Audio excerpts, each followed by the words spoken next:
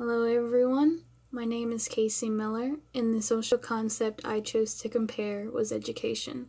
I am comparing my education and the education my dad had got.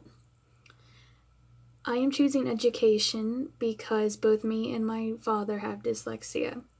The way it was handled, however, is completely different. When I was in school, it was handled by I got tutoring.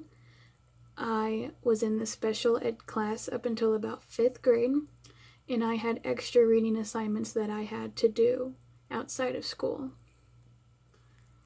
I think the reason I got all of this extra work to do was because our culture had learned what dyslexia was and how students do have learning disabilities, and they had learned to accommodate with such learning disabilities.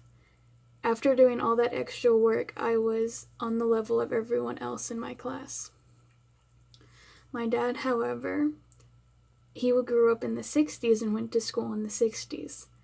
At that time, people and educators did not know what dyslexia was or how to treat it or anything.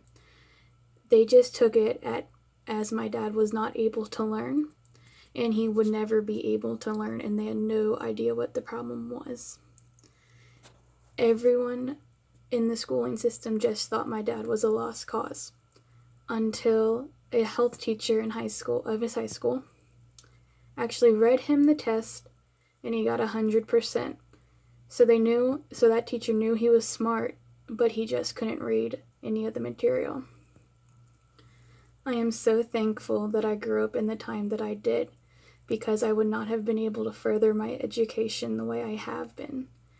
I'm so thankful that I grew up in the 2000s and went to school then, than in the 60s.